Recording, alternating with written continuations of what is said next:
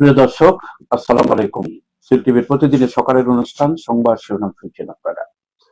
অনুষ্ঠানে আমি আছি মাহবুবুল আলম মিলন, আর অতিথি আছেন আজকে অধ্যাপক অধ্যাপক মোহাম্মদ আব্দুল লতিফ, লেখক ও উদ্যোক্তা। লতিফ ভাই, আপনাকে স্বাগত। ধন্যবাদ মিলন ভাই, ধন্যবাদ আমরা লতিফ ভাই সিল টিভিতে রেগুলার করে যাচ্ছেন এবং আপনার বিশ্লেষণ খুব সুন্দর লাগে, বিশেষ করে আমি খুব মুগ্ধ।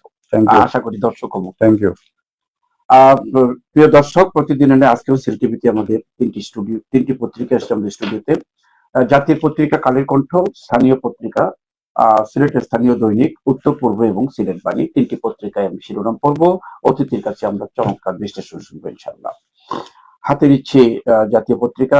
পড়ার আগেই আজকের দিন তারিখটি জানিয়ে দিচ্ছি। আজ সোমবার 18 মে 2026, 4 জ্যৈষ্ঠ 1433, 29 চিলকত 1447। অনুষ্ঠানটি আজকে যা সৌজন্য হচ্ছে সেটা হচ্ছে পিয়ান এগ্রো ফার্ম অ্যান্ড প্রোডাক্টস, সিলেটের গোয়েনঘাটির একটি প্রতিষ্ঠান। এর প্রতিষ্ঠাতা রোটারিয়ান এবং সাংবাদিক এম এ রহিম। রহিম ভাইকে আমরা কৃতজ্ঞতা জানাচ্ছি আমাদের সাথে সম্পৃক্ত থাকার জন্য। এই প্রতিষ্ঠানটি কৃষি, খামার সহ কৃষিজাত এবং মৎস্য ইত্যাদি নিয়ে বেকারত্ব দূর করছে এবং নিজেও প্রতিষ্ঠিত হচ্ছে। এই প্রতিষ্ঠানের উত্তর আমরা উন্নতি কামনা করছি। পরিকল্পনায় আছেন শেখ নুরুল ইসলাম। পত্রিকার পড়া শুরু করছি। কালের কণ্ঠ প্রথমে জাতীয় পত্রিকা। হত্যা মামলায় বিক্ষত সাংবাদিকতা, চতুর্থ স্তম্ভে পরিকল্পিত আঘাত, 49 মামলায় 222 জন সাংবাদিক। ডক্টর ইউনূস আমলে সাংবাদিক নিগ্রহ একটা প্রতিবেদন তারা করেছে। এখানে ছোট ছোট কিছু চিত্র তুলে ধরা হয়েছে। 18 মাসে 814 জন সাংবাদিক বিভিন্ন ধরনের নির্যাতনের মামলা, হয়রানির শিকার। হত্যার শিকার 6 সাংবাদিক। হত্যা চেষ্টা মামলায় আসামি 12 জন, হত্যা মামলায় আসামি 174 জন, হামলার শিকার 585 জন, নাশকতা মামলার শিকার 37 জন। একটি চমৎকার প্রতিবেদন করেছে 222 জন, একটি দৃষ্টি প্রতিবেদন। এটার উপরে আরো অন্যান্য খবর আছে। একটি গণতন্ত্র পরায়ণ আইন তৈরিতে আমরা সম্মত হয়েছি, নুরুল কবির, বিশিষ্ট সাংবাদিক, কলামিস্ট। অন্য আরেকজন সাংবাদিক বলেছেন, না সরি, মন্ত্রীর বক্তব্য, জহিরুদ্দিন স্বপন। প্রয়োজনীয় ব্যবস্থা নিতে নির্দেশ দিয়েছেন প্রধানমন্ত্রী, তথ্যমন্ত্রীর বক্তব্য। আরো খবর, অন্যান্য অভিমত। এই খবরকে কেন্দ্র করে কলম বন্ধের কৌশল হিসাবে হত্যা মামলা, মঞ্জুরুল মোর্শেদ, সাংবাদিক মঞ্জিল মোর্শেদ, সাংবাদিক মুজাহিদ ইসলাম শাহিন, সাইদুর রহমান। অযৌক্তিকভাবে বহু সাংবাদিককে মামলায় জড়ানো হয়েছে। ডক্টর ইফতেখারুজ্জামান, নির্বাহী পরিচালক, টিআইবি। এই হত্যা মামলায় সাংবাদিকদের যে 222 জনকে আসামি করা হচ্ছে, তার প্রকৃতিতে বিভিন্ন জনের অভিমত এখানে দেওয়া হয়েছে। আপনার অভিমত তার সাথে যোগ হয়েছে। অন্যান্য খবর আরো, করোনার প্রকল্পে আইসিইউ হয়নি, ঝরছে শিশুপ্রাণ, হামে আরো 6 শিশুর মৃত্যু। হামের মৃত্যু কিন্তু একটা মৃত্যুর সারি পড়ে গেছে, থামছে না এটা। অন্যান্য খবর, ডক্টর ইউনূসের সব উপদেষ্টার দেশ ত্যাগে নিষেধাজ্ঞা চেয়ে রিট। 7 হাসপাতাল ঘুরেও বাঁচানো যায়নি সাদিককে, হাসপাতালে সিটের সমস্যার কারণে কিন্তু এই ধরনের ঘটনা। আরো খবর, সরকারকে জামাতের আমির, মোটর সাইকেলে কর আরোপের পরিকল্পনা থেকে সরে আসুন। প্রধানমন্ত্রীর সঙ্গে বৈঠক, মামলায় অভিযুক্ত 282 সাংবাদিকদের তালিকা দিল সম্পাদক পরিষদ প্রধানমন্ত্রী তারেক রহমানের কাছে। এই ছিল মোটামুটি কালের কণ্ঠের প্রথম পৃষ্ঠা। অনেক ধরনের খবর আছে, তবে মূল খবরটা কিন্তু এই সাংবাদিকদের হত্যা মামলায় 222 জন সাংবাদিক যে তারা প্রশ্নবোধক নিয়ে কিন্তু কথা, অভিমত আসছে, এটা নিয়ে আলোচনা করবেন।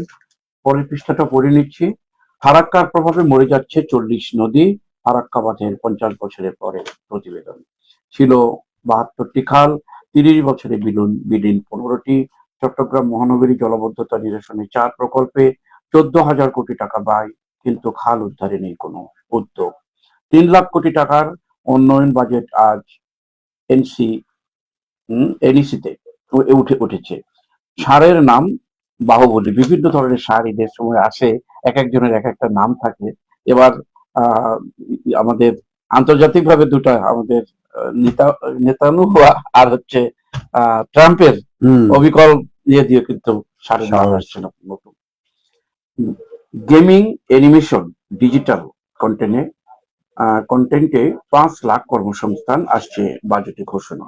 জাকার্তায় রোবোটিক্স ও এআই প্রতিযোগিতায় চ্যাম্পিয়ন বাংলাদেশ। বাংলাদেশ ছেলেরা কিন্তু এআই ও কিন্তু প্রতিযোগিতায় চ্যাম্পিয়ন হচ্ছে। শুভ কাজে সবার পাশে বগুড়ায় 20 নারীকে সেলাই মেশিন, বসুন্ধরা শুভ সংঘ। ভিসি ইস্যুতে ডুয়েট রণক্ষেত্র, পুলিশ সহ আহত 20, উপাচার্যের যোগদানকে কেন্দ্র করে শিক্ষার্থীদের দুই পক্ষের সংঘর্ষ। বরিশালে বিশ্ববিদ্যালয়ে 2 বছরে 3 ভিসি মবের শিকার। এই যেন একটা চিরাচরিত একটা নিয়ম এসে গেছে। এই ইয়ার পরে, আগস্টের পরে এই ধরনের ঘটনাটা একটু বেশি হচ্ছে, থামানো দরকার বলে আমি মনে করছি। আসছি আপনার কাছে সাংবাদিকদের প্রথম খবরটাই নিয়ে। হত্যা মামলায় বিক্ষত সাংবাদিক 22 জনের, বিভিন্ন জনের মতের সাথে আপনার মত। ধন্যবাদ মিলন ভাই। আসলে ব্যাপারটা হচ্ছে, সাংবাদিকরা তো চতুর্থ স্তম্ভ, একটা দেশের চতুর্থ স্তম্ভ হচ্ছে সাংবাদিকতা। সাংবাদিকরাই যে কোনো ইস্যুকে পরিষ্কার করে জনগণের সামনে তুলে নিয়ে আসে এবং সরকারের সামনে তুলে নিয়ে আসে। সরকার যদি দেশপ্রেমিক হয় তাহলে সরকার ভিন্ন মত সব শুনে সিদ্ধান্ত গ্রহণ করবে, এটাই স্বাভাবিক। হ্যাঁ, কালকে আমি শুনলাম ওই যে পশ্চিমবঙ্গের বিধানসভার, হ্যাঁ, এখানে আমরা এই শুভেন্দুকে যেভাবে চিহ্নিত করেছিলাম, বিধানসভার ভাষণে কিন্তু তাকে সেভাবে পাওয়া যায়নি। সে বলেছে যে বিরোধী দল কম হলেও 50% আলোচনায় অংশগ্রহণ করবেন, সরকারি দল 50% আলোচনায় অংশগ্রহণ করবেন এবং সিদ্ধান্ত নেওয়া হবে স্পিকার সিদ্ধান্ত। গণতান্ত্রিক প্রক্রিয়া, এটা চমৎকার একটা বিষয়। তো বিষয়টা হচ্ছে যে সিদ্ধান্তটা এভাবে হওয়া উচিত। এবং দেখেন এটা এখানে একটা বিষয় হচ্ছে, এর পিছনে ডার্ক সাইডটা হচ্ছে সাংবাদিকরা বিভিন্নভাবে লিঙ্ক থাকে বিভিন্ন ইন্টারন্যাশনাল সংস্থার সাথে, বিভিন্ন প্রতিবেশী দেশের সাথে, বিভিন্ন শত্রু দেশের সাথে লিঙ্ক থাকে। এটা শুধু বাংলাদেশ না, আমরা কেজিবি সিআই এর দ্বন্দ্ব যখন ছিল তখনও দেখা গেছে সিআই এর শীর্ষ নেতারা কেজিবির হয়ে কাজ করছে। হ্যাঁ, এরকম পাওয়া গেছে, হ্যাঁ, ধরা গেছে এবং সিদ্ধান্ত নেওয়া হয়েছে এদের বিরুদ্ধে। তো বিষয়টা হচ্ছে অনেক দেশেই উন্নতির জন্য তারা সাংবাদিকতার উপর এক ধরনের ছিল যে এই যে হংকং এর উন্নতি হোক, সিঙ্গাপুরের উন্নতি হোক, এখানে তারা দেশের বিরুদ্ধে কোনো সিদ্ধান্ত নিলে, কোনো সাংবাদিক যদি দেশের বিরুদ্ধে কোনো সংবাদ প্রচার করে তাহলে তার বিরুদ্ধে ব্যবস্থা নিত। এমনিতে ওপেন ছিল, কথাবার্তা আসতো এবং ওপেন সোসাইটি অনেক ভালো সিদ্ধান্ত নিতে পারে, এটা স্বাভাবিক। এটা আইনের ক্ষেত্রেও কিন্তু আইন যারা করে। এখন আমরা একটা ভালো সাংবাদিকতা দেখে আসছি সাগরণী হত্যাকাণ্ডের আগ পর্যন্ত। দেশের সাংবাদিকরা ঐক্যবদ্ধ ছিল এবং চমৎকার ভাবে রিফ্লেক্ট করেছে সমাজের সবকিছু। যদিও রেজাল্ট এখন আমাদের সাগরণী হত্যাকাণ্ডের পরে দেখা গেল যে সাংবাদিকরা কেনা বেচার পাত্র হয়ে গেল। যে সাংবাদিক নেতা সাগরণী হত্যার জন্য বলিষ্ঠ কণ্ঠস্বর ছিল, তিনি পরে যন্ত্রমন্ত্র করে গিয়ে বললেন, হাল পাল্টে ফেললেন যে সরকারি কথা না মানা হবে অন্যায় কাজ। ভুল পাল্টে গেলেন, সরকারের মুখপাত্র হয়ে গেলেন, সরকারের উপদেষ্টা হয়ে গেলেন, এরকম হয়ে গেল। এরপর থেকে সাংবাদিকতার মানটা একবারে নিম্নমুখী হওয়া শুরু হয়েছে, এখন সেই দ্বারা আছে। এখন এই অবস্থায় আসলে দরকার হচ্ছে সাংবাদিকদের জন্য একটা মোটিভেশন প্রোগ্রাম। এই মোটিভেশন প্রোগ্রামটা এমন হয়, যেমন চীনে দেখেন, চীনে মাও সেতুংয়ের অত্যাচারের পরে, এক ধরনের নির্যাতনমূলক আইনের পরে মানুষ যখন অনাহারে অর্ধাহারে মারা যাচ্ছিল, হংকংয়ে পালিয়ে যাচ্ছিল, সাগরে মৃত্যুবরণ করছিল, তখন ডেং জিয়াওপিং এসে যে কাজটা করলেন, উনি জাপানে গেলেন, জাপানের ভিডিও চিত্রগুলো নিয়ে আসলেন, নিয়ে এসে জনগণকে উদ্বুদ্ধ করলেন যে এই সোসাইটি গুলো এত উন্নত হয়েছে। হ্যাঁ, মানুষ তখন ওই কমিউনিজমের মোহ ছেড়ে ক্যাপিটালিজমের দিকে ধাবিত হলো। এখন ভালো জিনিসের জন্য মোটিভেট করা দরকার। এই মোটিভেশনটা যদি সাংবাদিকদের করা যায়, যে দেশপ্রেমটা হচ্ছে আগে, সবার আগে দেশ, এই মোটিভেশনটা যদি করা যায়, সাংবাদিকরা এই লাইন থেকে সরে আসবেন। দ্বিতীয় কথা হচ্ছে, সাংবাদিকরা কেন আমার হয়ে কথা বলে না, এজন্যই নিগ্রহ শুরু হয়, সাংবাদিক নিগ্রহ শুরু হয়। এবং এই বিষয়টা এখানে দেখেন, এখানেই একটা প্রমাণ আছে। এই আমরা সবাই জানি, সারা দেশের মানুষ জানে, ইউনূস সরকারের যত বদনামি হোক, স্বৈরাচারের পতনের পরে মানুষ কথা বলতে পেরেছে। কিন্তু এখানে ইউনূস সরকারের আমলে সাংবাদিক নিগ্রহ এক নামে রিপোর্টিং করা হয়েছে, অথচ এর আগে যে ঘটনাগুলো ঘটেছে, সাংবাদিকদের উপর যে ধরনের নিগ্রহ চলে আসছে, তার কোনো রিপোর্ট হয় নাই। রিপোর্টটা শুরু হয়েছে ইউনূস সরকারের আমল থেকে। এইটি হচ্ছে ইয়েলো জার্নালিজম। এই ইয়েলো জার্নালিজম থেকে সবাইকে সরে আসা দরকার এবং দেশের জন্য, দেশপ্রেমে উদ্বুদ্ধ হয়ে সাংবাদিকতা করা দরকার। এটা যদি করা হয় তাহলে অবশ্যই সেটা বেনিফিট আসবে।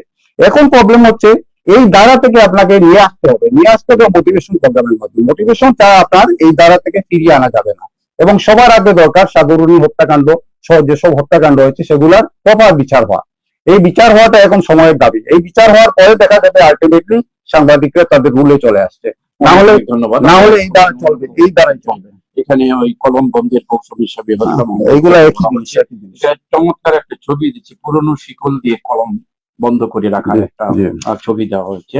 শেষ পৃষ্ঠার একটু যে খবরের ব্যাপারে, এই যে ফারাক্কার প্রভাবে মরে যাচ্ছে 40 নদী এবং 72টি খাল, সেখানে 30 বছরে বিলীন 15টি খাল পুনর্খননের ব্যবস্থা অবশ্য অলরেডি শুরু হয়েছে, কিন্তু ফারাক্কার প্রভাবে এই যে একটা প্রতিবেদন আসছে 40টি নদী মরে যাচ্ছে। না, এটা বিষয়টা হচ্ছে আসলে নেতৃত্বটা হচ্ছে বড় জিনিস মিলন ভাই। নেতৃত্ব যদি বলিষ্ঠ হয়, আপনি ইব্রাহিম কাউনের কথা ধরেন, ওই যে আফ্রিকার একটা দেশের নেতৃত্ব দিচ্ছে, হ্যাঁ, সে কিন্তু নেতৃত্ব দিয়ে 3 বছরের মধ্যে তাদের অবস্থাকে চেঞ্জ করে ফেলছে। এই বিষয়টা হচ্ছে ইন্টারন্যাশনাল একটা ব্যাপার। এবং জিয়াউর রহমানের আমলে একটা সিদ্ধান্ত হয়েছিল, হ্যাঁ, একটা চুক্তি করতে বাধ্য হয়েছিল ইন্ডিয়া, এবং মানে প্রপার হিস্সাও দিয়েছিল কয়েক বছর। কিন্তু এরপরে আমাদের নেতৃত্ব যেটা, এটা দোষ তো আর ইন্ডিয়াকে দিয়ে লাভ নাই। আমাদের নেতৃত্ব সেটা পারে নাই, আদায় করতে পারে নাই। এখন ইন্টারন্যাশনাল ফোরাম আছে, বিভিন্ন ফোরাম আছে, দ্বিপাক্ষিক আলোচনা আছে, সব আলোচনা যদি আপনি বোল্ড না হতে পারেন, এখন আমাদের নেতৃত্ব দেখেন, আমাদের নেতৃত্ব আসলে সেরকম ডিজার্ভ করে না। যে এই যে ইন্ডিয়ার কাছ থেকে আদায় করে নেওয়া, সেটা ডিজার্ভ করে না। আজকে ট্রাম্প কেন চীন সফর করলেন? ট্রাম্প চীন সফর করলেন, তাইওয়ান নামে একটা ট্রাম্প কার্ড আছে তার হাতে। এই ট্রাম্প কার্ড দিয়ে চাইলেন ইরানের বিপক্ষে চীনকে দিয়ে যেতে। এই বিষয়গুলো হচ্ছে নেতৃত্বের কোয়ালিটির উপর নির্ভর করে। নেতৃত্ব যদি বলিষ্ঠ হয় তাহলে ফারাক্কার সমস্যা থাকবে না। কারণ ফারাক্কার সমস্যা সারা দুনিয়ার সামনে একটা উদ্বুদ্ধ। এখানে 72টা খাল ছিল, হয়েছে বিলীন হয়ে 15টা খালি চলে আসছে 30 বছরে। এইটা তো সারা দুনিয়ার সামনে উন্মুক্ত, সারা দুনিয়া দেখছে।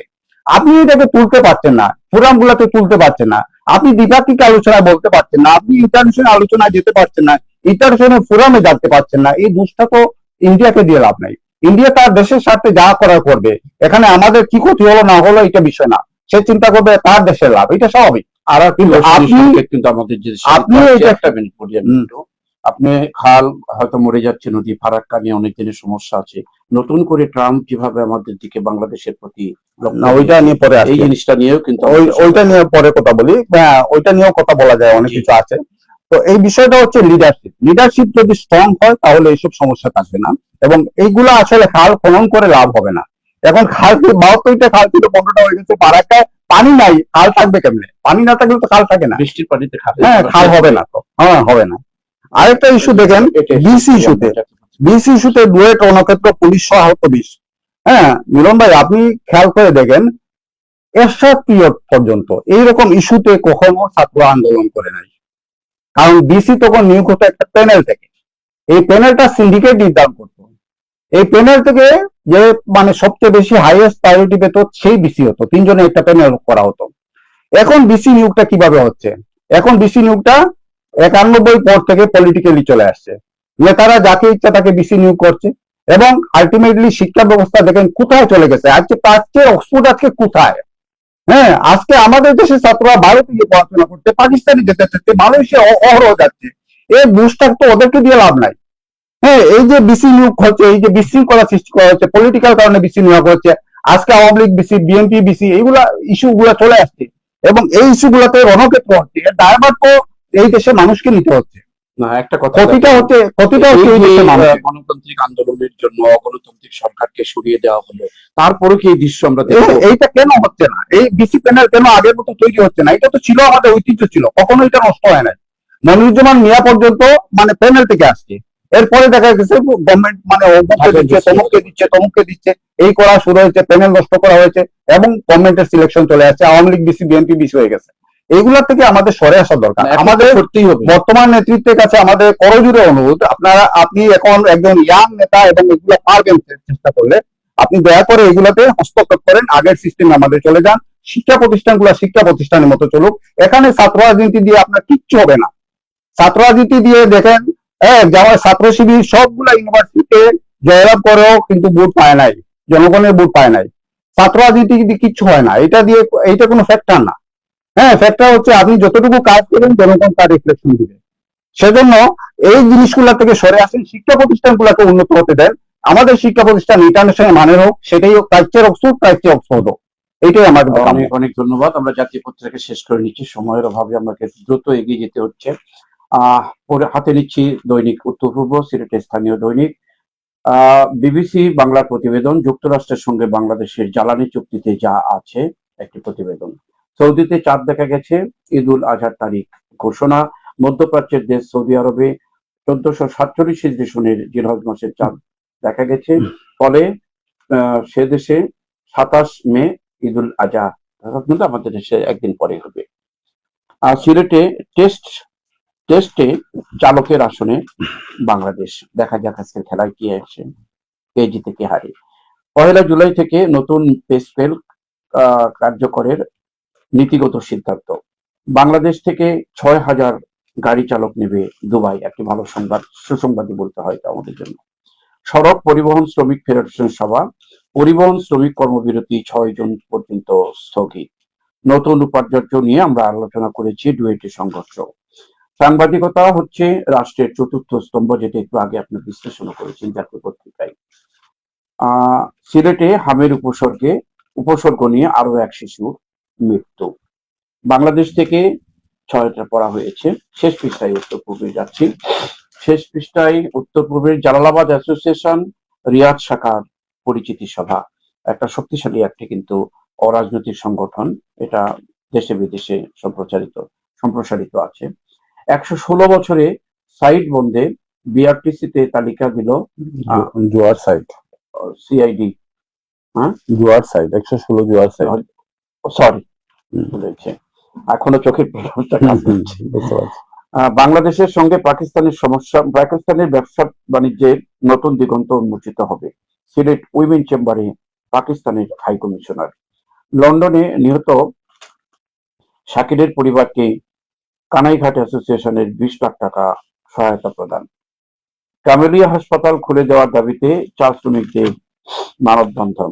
আলোচনা সভায় প্রফেসর এম এ আহবাব উক্ত রক্তচাপ থেকে বাঁচতে জীবনযাত্রার মান ও খাদ্যাভ্যাস পরিবর্তন আনতে হবে। সিলেটের বিশিষ্ট একজন ডাক্তার। কোম্পানিগঞ্জে partner field school Congress, July সনদ বাস্তবায়নে জেলা ও মহানগর যুবদলের লিফলেট বিতরণ।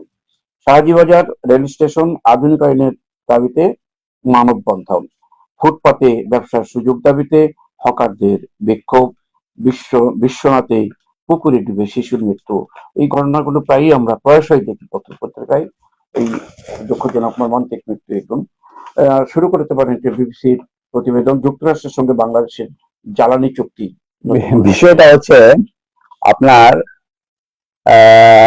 আমি ওই যে থেকে আনি সংসপ্তকে হুরমতির ইয়ের জন্য, ওই যে কুকর্মের জন্য তাকে ছেকা দেওয়া হলো, মানে কপালে। তখন একজন প্রশ্ন করলো, আপনার যে করলো এই আকাম তার কি হবে? তখন খলিল ছিলেন এই পার্টে, উনি বললেন মিয়ার বেকার পার্টে, খলিল বললেন যে হ্যাঁ হবে না কেন, তবে এখন তো বেলা গড়িয়ে জোরের সময় হয়ে গেছে, আমাদের নামাজ পড়তে হবে, না খাওয়া দাওয়া করতে হবে বলে অ্যাভয়েড করলেন। এখন সারা দুনিয়া একই সিস্টেম, বড় ভাই যে আছে সে তার মতো দেশকে চালায়, এইটা স্বাভাবিক, এটা অস্বাভাবিক কিছু না। হ্যাঁ, কি চুক্তিতে কি আছে না আছে এটা যদি আপনি হিসাব করে এগোতে চান, তাহলে আপনাকে ইব্রাহিম টাউনের মতো হতে হবে। হ্যাঁ, একজন ভালো লিডার হতে হবে, হিটলারের মতো একজন ভালো লিডার হতে হবে। হ্যাঁ, যে বাদশাহী চুক্তিকে ছুড়ে ফেলে দিয়েছিল, হ্যাঁ এইটা হতে হবে। কিন্তু এইটা না হয়ে আপনি লিডারশিপ ডেভেলপ না করে, একটা সারা দুনিয়া তো বিভিন্ন ভাবে বিভক্ত, একটা দেশের সাথে আপনাকে থাকতে হবে। এখন আপনি বেছে নিতে পারেন চীনের সাথে থাকবেন না যুক্তরাষ্ট্রের সাথে থাকবেন, রাশিয়ার সাথে থাকবেন, হ্যাঁ না যে থাকবেন কিনা এটা আপনাদের সিদ্ধান্ত। হ্যাঁ, আর যদি মনে করেন যে আমরা আমাদের সিদ্ধান্ত নিতে সক্ষম, তাহলে সেরকম ইব্রাহিম টাউনের মতো বা ওই হিটলারের মতো বা এরকম সাদ্দাম হোসেনের মতো এরকম নেতা বা গাদ্দাফির মতো এরকম নেতা যদি আপনি লিডারশিপ ডেভেলপ করতে পারেন, আপনার এগুলো হবে। আর এমনিতে এগুলো কথাবার্তা বলে আপনি এরকম চুক্তি অনেক হয়েছে, 25 বছরের চুক্তি আছে, হ্যাঁ যুক্তরাষ্ট্রের সাথে চুক্তি আছে, এগুলো আছে, অনেক কিছু আছে। এই চুক্তি করা হবে, নেতৃত্ব যখন দুর্বল থাকে আবার সবল নেতৃত্ব আসতে ছুলে ফেলে দেবে, এটা কোনো ব্যাপার না। সুন্দর। শেষ পৃষ্ঠায় খবর বিশ্লেষণের জন্য আমি পড়ার সময় এই যে আমাদের ডাক্তার সাহেবের বক্তব্য, উচ্চ রক্তচাপ বাঁচাতে জীবনযাত্রার মান ও খাদ্যাভ্যাসের অভ্যাসের পরিবর্তন আনার জন্য? হ্যাঁ, খুব পরিবর্তন এটা তো আসছে, আমাদের কিন্তু সচেতন শ্রেণী এগুলা করছে, কিন্তু বিষয়টা হচ্ছে আমি এখানে একটু ডাক্তার সাহেবের ভূমিকা নিয়ে কথা বলবো। জি। আমি একটা রুগী নিয়ে বামরুদ্রাত হসপিটালে গেলাম, ওই ঠাকুরগাঁও একজন রুগী, সে আমাকে বললো, থাইল্যান্ড আসার পরে বললো যে আমাকে একটু দেখাই দেন, আমার একটু সমস্যা আছে। তো ডাক্তার নিজে এন্ডোস্কোপি করলেন, এন্ডোস্কোপি করে বসলেন, বসে কথা বলা শুরু করলেন, এবং কথা বললেন 1 ঘন্টা শুধু ফুডের হ্যাবিট নিয়ে, তরমুজ খাওয়া যাবে কিনা, পেঁপে খাওয়া যাবে কিনা, একটা একটা করে ধরে ধরে ধরে ধরে কথা বললেন। বললেন না যে শেষ, চলে যাও, এগুলো বললেন না। এখন আমাদের ডাক্তার সাহেবদের কনসালটেন্সিটা কিরকম, এই টাইপের না প্রেসক্রিপশন লেখা?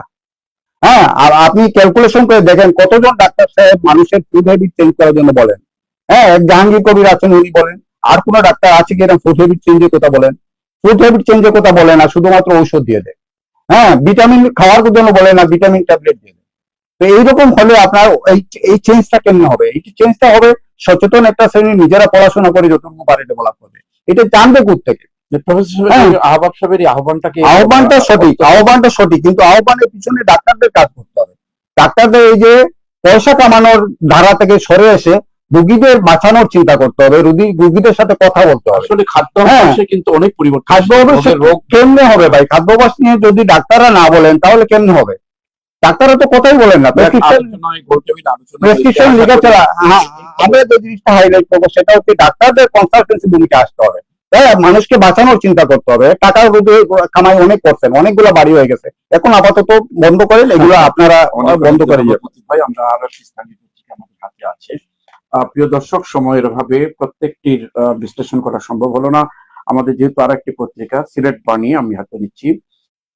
বাংলাদেশের সাথে পাকিস্তানের ব্যবসা বাণিজ্যের নতুন দিগন্ত উন্মোচিত হবে, যেটা একটু আগে বলছিলেন কোন দেশের জন্য বেছে নিব আমরা। পাথর কুয়ারি চালুর সম্ভাবতা যাচাই, বিস্তাকান্দি কুয়ারি পরিদর্শনে বিভাগীয় কমিশনার। সৌদি আরবে ঈদুল আজহা 27 মে, যেটা অন্য পত্রিকা আমরা করেছি। হাম ও হামের উপসর্গে আরো 6 শিশুর মৃত্যু। প্রধানমন্ত্রীর সঙ্গে বৈঠক করছেন সম্পাদক পরিষদের নেতারা। সবার সহযোগিতায় আদর্শ সিটি কর্পোরেশন করতে চাই সিসিক নেতার, সিসিক প্রশাসকের। ভদ্রলোক আসার পরে কিন্তু বিভিন্ন ভাবে চেষ্টা করছে সিলেটকে সুন্দর করার জন্য। সিলেট বিভাগে 19 মে পরিবহন শ্রমিক কর্মবিরতি 6 জুন পর্যন্ত স্থগিত। হবিগঞ্জে ট্রাক ও মোটরসাইকেল সংঘর্ষে বাবা ছেলের মৃত্যু, মর্মান্তিক মৃত্যু একই পরিবারের 2 জন। সিলেট বাণী শেষ পৃষ্ঠার খবর। নগরীতে হাতে থালা নিয়ে হকারদের বিক্ষোভ, ফুটপাতে ব্যবসার সুযোগ দাবি। আসলে এটা যেন থেমে নাই, একদিক দিয়ে হয় একদিক দিয়ে লুকোচুরির মতো চলে আর খেলাটা। ঈদুল আজহাকে ঘিরে গোয়াইনঘাটে জমে উঠেছে পশু কোরবানির হাটের একটি চিত্র এখানে তুলে ধরা হয়েছে। সিলেট জেলা মহানগর যুব দলের লিফলেট বিতরণ। জুলাই জাতীয় সনদ বাস্তবায়ন বিএনপি অক্ষরে অক্ষরে প্রতিশ্রুতিবদ্ধ। অ্যাডভোকেট মমিনুল ইসলাম মমিন, বিএনপি নেতা। জকিগঞ্জের আমলশীতে বেড়িবাঁধে ভয়াবহ ভাঙন, বন্যা ঝুঁকিতে বিস্তীর্ণ জনপদ। সুষ্ঠু তদন্তের দাবি এলাকাবাসীর। কানাইঘাটে আহত সিদ্দিকুর রহমানের বিরুদ্ধে আদালতে উল্টো অভিযোগ দিয়ে আমরা শেষ করছি আজকের জাতীয় পত্রিকাটি, স্থানীয় পত্রিকা সিলেটের বাণী। এখানে একটা কথা বলি, এটা চলে ওই যে পাকিস্তানের সাথে ব্যবসা বাণিজ্যের নতুন দিগন্ত। ব্যবসা বাণিজ্য যার সাথেই হোক, এটা পাকিস্তানের সাথে হোক, ইন্ডিয়ার সাথে হোক, ভুটানের সাথে হোক, নেপালের সাথে হোক, ব্যবসা যদি পজিটিভ হয়, আমার দেশের পক্ষে হয়, তাহলে এটা আপত্তি গ্রহণ করতে আপত্তি নেই। এখন সিদ্ধান্ত নিতে হবে আমার কাউন্টার পার্ট যেটা, বাংলাদেশের কাউন্টার পার্ট যেটা, সেটা ওই সক্ষম ব্যবসা, যেটা ফেভারেবল ব্যবসা, বাংলাদেশের পক্ষে আসবে এমন ব্যবসা বেছে নিতে সক্ষম কিনা, না কমিশনকে অন্য কিছু করে থাকবে, এটা হচ্ছে বিষয়, এটা চিন্তার বিষয়। আরেকটা বিষয় নিয়ে কথা বলি, সেটা হচ্ছে হকারদের ইস্যুটা দেখেন। সারা দেশের এই যে 18 কোটি বা 20 কোটি মানুষ আছি আমরা, কারো কিন্তু দায়িত্ব সরকারের না। সরকার যে কার্ডবার্ডের কথা বলে, এই কার্ডবার্ড গুলা মানুষের জীবনযাত্রার জন্য মোটেই পর্যাপ্ত না। হ্যাঁ, এবং এইটা সম্ভব না সরকারের পক্ষে। মানুষ নিজের দায়িত্ব, নিজের পেটের দায়িত্ব নিজেকে নিতে হচ্ছে। এখন ফুটপাতে ব্যবসা করা, এইটা ব্যবসা করার মাধ্যমে হাজার হাজার ফ্যামিলি টিকে আছে। হ্যাঁ, আমি একজন প্রশাসক একজনের কথা উদ্ধৃত করতে চাই, যে উনি বলছেন আমি কারো পেটে লাথি দিতে পারবো না। হ্যাঁ, এই যে বিষয়টা, এই বিষয়টা বরঞ্চ এটা ওয়েল ম্যানেজ করে ফুটপাতে ব্যবসার সুযোগ দেওয়া দরকার। ওয়েল ম্যানেজ করে দেওয়া দরকার, ফুটপাতের ব্যবসায়ীরা যাতে ছাতাবাজির শিকার না হয়, ফুটপাতের ব্যবসা যাতে লিগেল ওয়েতে হয়, সেই সিস্টেমটা করা দরকার। সিটি কর্পোরেশন টাকা নিয়ে যাক, অসুবিধা তো নাই। হ্যাঁ, কারণ এরা নিরাপত্তাহীনতা ভোগে। এই যে ফুটপাতের নির্দিষ্ট এলাকায় এটা সিস্টেম করে দিলে তো সমস্যা নেই। এরপরে আপনার যেটা সে লাফি দিচ্ছে ফুটপাতের ব্যবসায়ীদের, অথচ এই ব্যবসায়ীরা সাপোর্ট দিচ্ছে, মানুষকে সার্ভিস দিচ্ছে। এই সার্ভিসটা চিন্তা করছেন না আপনি, বরঞ্চ তাকে লাথি দিচ্ছেন, এই শহর এখান থেকে। হ্যাঁ, পুলিশ এসে চাঁদা নিচ্ছে, অমুক চাঁদা নিচ্ছে, তমুক চাঁদা নিচ্ছে। এই সিস্টেম থেকে বের হয়ে আপনার মানুষকে কাজের সুযোগ করে দিতে হবে, রিক্সা চালানোর সুযোগ দিতে হবে, ফুটপাতের ব্যবসায় সুযোগ দিতে হবে, ব্যবসা বাণিজ্যের পরিবেশটা বান্ধব করতে হবে। তাহলে মানুষ নিজের ব্যাপারটা নিজে যেখানে বেশি হচ্ছে সেই জায়গাটা সিস্টেম করে দেন, তাকে কাজ করতে পারবে। অনেকগুলো গলি আছে যেখানে লোকজন যাওয়া আসা নেই, এই গলিতে দিতে পারে। সুন্দর বিশ্লেষণ করেছেন ফুটপাতের জন্য। ফুটপাতে হকারেরা থাকবে, কিভাবে থাকবে তার একটা পরিকল্পনা সিসি মেয়র যিনি প্রশাসক দায়িত্ব নেবেন, আশা করি তারারও পথ হবে এবং সিটি কর্পোরেশনও সুন্দর থাকবে বলে আমরা মনে করি। প্রিয় দর্শক, সময়ের অভাবে আমরা আর বিশ্লেষণে যেতে পারছি না। আগামীকাল আবারও দেখা হবে আপনাদের সাথে ঠিক একই সময়ে অন্য অতিথির সাথে। আমাদের মতামত, আমাদের যে বিশ্লেষণ বলুন, আপনাদের মতামত আমরা চাচ্ছি। যে কোনো সময় আমাদের ফেসবুকে আসতে পারেন, আমাদেরকে মতামত দিতে পারেন, এই আশা প্রত্যাশা রেখে আবারও গোয়াইনঘাটের সেই প্রতিষ্ঠানটি যিনি আমাদেরকে সম্প্রচারে সহযোগিতা করলেন, পিআইন এগ্রো ফার্ম এন্ড প্রোডাক্টস, তাদেরকে আবার কৃতজ্ঞতা জানিয়ে আপনারা এতক্ষণ আমাদের সাথে থাকার জন্য আপনাদেরকে ধন্যবাদ, অতিথিকে ধন্যবাদ। অনুষ্ঠান আজকে এখানে শেষ করছি। আল্লাহ হাফিজ। আসসালামু আলাইকুম।